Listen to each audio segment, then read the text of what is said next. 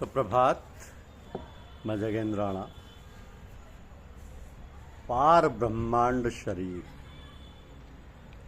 यह हमारी आज की आध्यात्मिक चर्चा का विषय। पार ब्रह्मांड शरीर।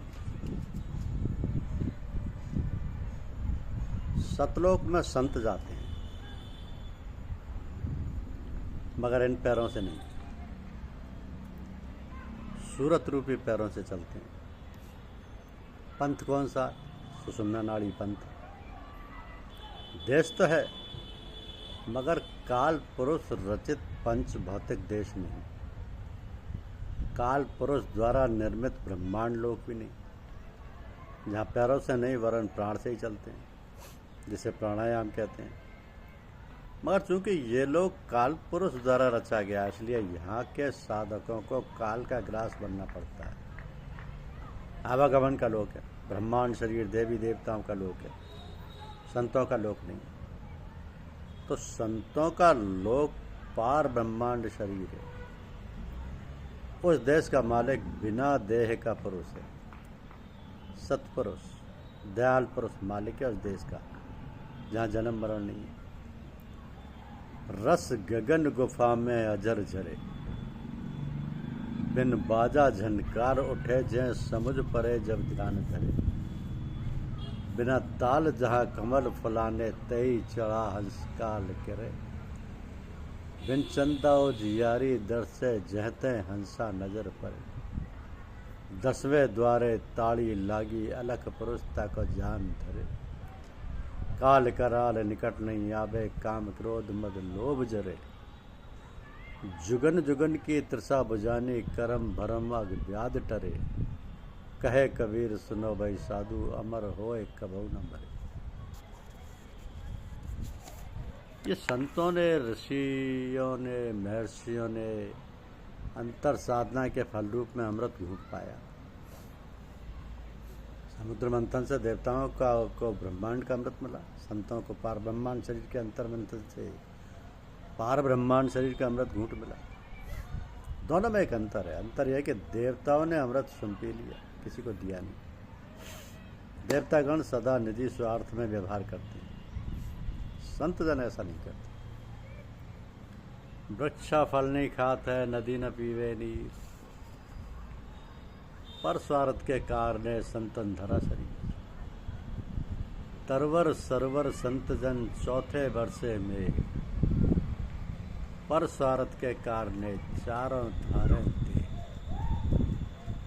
तो संतों ने ब्रह्मांड शरीर के रहस्यमय चक्रों के भेद को जाना, उन्हें पार किया और काल पुरुष के हद से ऊपर गए। पार ब्रह्मांड शरीर में प्रवेश किया, सतपुरुष के मंडल में पहुंचे। उस लोक की विशेषता कुछ और ही है।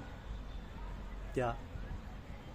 बिन पावन का पंथ है, बिन बस्ती का देश, बिना देह का पुरुष है, कहें कबीर संदेश।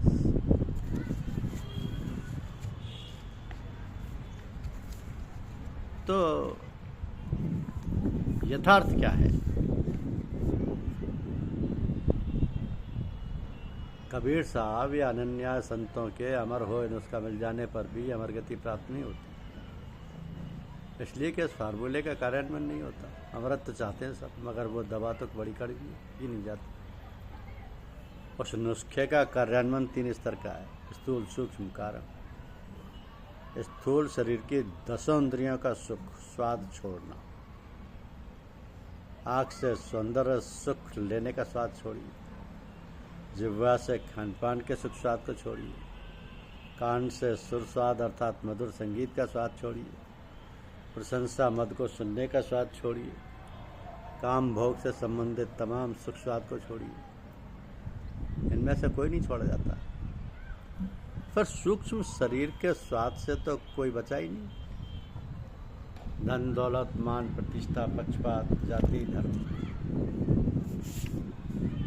पक्ष स्व और पराया, इनसे कौन बचा? मोटी माया सब तजे, झीनी तजी न जाए। झीनी तजी न जाइयो, झीनी माया काहू न छोड़े। ऋषि मुनि बीन सबन खाई।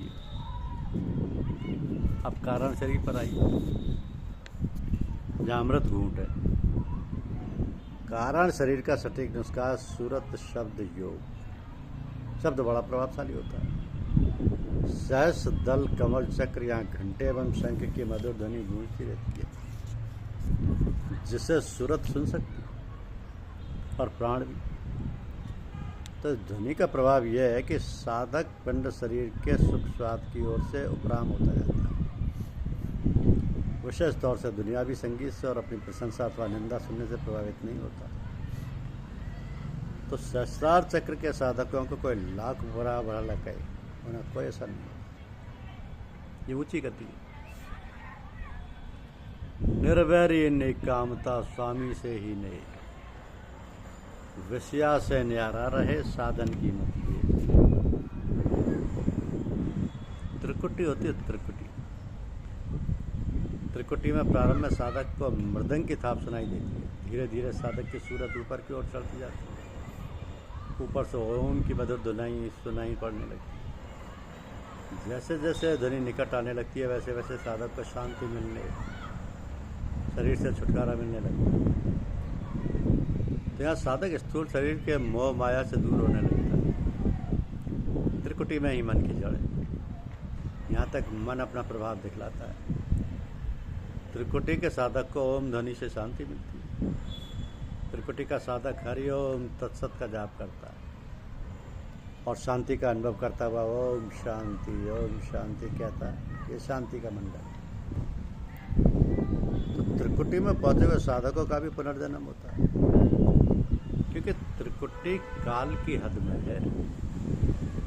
मगर ऐसे साधकों का पुनर्जन्म सुसंकृत कुल में होता है। उत्तर में अंतर साधना से ऊपर के मंडलों में प्रवेश में पा जाता है। त्रिकुटी में ओम ध्वनि की महत्ता, ये शांति लोग। ओम ध्वनि त्रिकुटी में सुषुम्ना नाड़ी इसमें सतत उच्चारित होती रहती है। इस ध्वनि को सूरत सुनती है प्राणायाम के साथ। तो ओम ध्वनि से काल पुरुष ने ब्रह्मांड जगत की रचना की। यहाँ एक सूक्ष्म तथ्य की ओर साधकों तथा ओम शब्द का जाप करने वालों का ध्यान जाता है।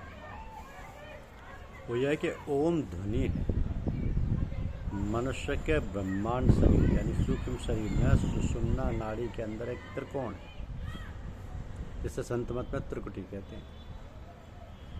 उस जगह ओम ध्वनि आपसे आप स्वतः होती रहती है।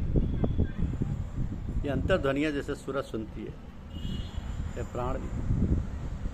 इस बात की ओर पुनः ध्यान दिलाया जाता है कि वास्तव में ओम ध्वनि क्रिया योग है, जाप योग भी है। मगर ओम ध्वनि का पूर्ण लाभ तभी है जब इसे ध्वनि को अपने अंतर में साधन के द्वारा सूरत से या प्राण से सुना जाए। ओम ध्वनि तो मनुष्य मात्र के भीतर स्वतः हो रही है। ऋषियों ने चढ़ सुना धर्म। ऋषि लोग अंतर साधना में या अंतर साधना से अंतर में हो रही ओम ध्वनि को सूरत या प्राण से सुनते रहे, जिसकी चर्चा आध्यात्मिक ग्रंथों में है। ओम का संबंध प्राण से, इसे प्रणव कहते हैं। ये पिंड शरीर का नहीं, ब्रह्मांड शरीर का अनहद राग है, इसे उद्गीत कहते हैं। ये प्राण ध्वनि। इस ओम ध्वनि को यदि जिह्वा से गाया जाए तो वह अभीष्ट लाभ नहीं होता, जो लाभ इस ध्वनि को प्राण से सुनने से होता है। कि घट में सुन धुन ओम की, तू श्रुति मति को साध कर। ओम की है धुन ये उल्टी, इधर से मुड़ उधर। प्राण के कानों से सुन तो ओम धुन है अंतर राग की। शब्द की डोरी पकड़ ये राह है अनुराग की। कान आँख और मुंह को गाने के समय कर ले बंद। धुन ओम के साधन से छूटेंगे सब खेल द्वंद। है यही सुन प्राण धुन, इस धुन में चित्त को लगा। घट के पर्दे तब खुलेंगे जब घट के अनुभव खोजेगा। तो ओम ध्वनि का साधन प्राण से ही सोते जागते त्याग आलस नींद बन जाए या बनावे जो तुझसे त्याग। महर्षियों महर्षियों को तो ओम ध्वनि प्राण साधन थी और आज भी है, मगर आज के भौतिकवादी युग में ओम ध्वनि केवल जिह्वा से अपने तक सीमित रह गई। धन्यवाद।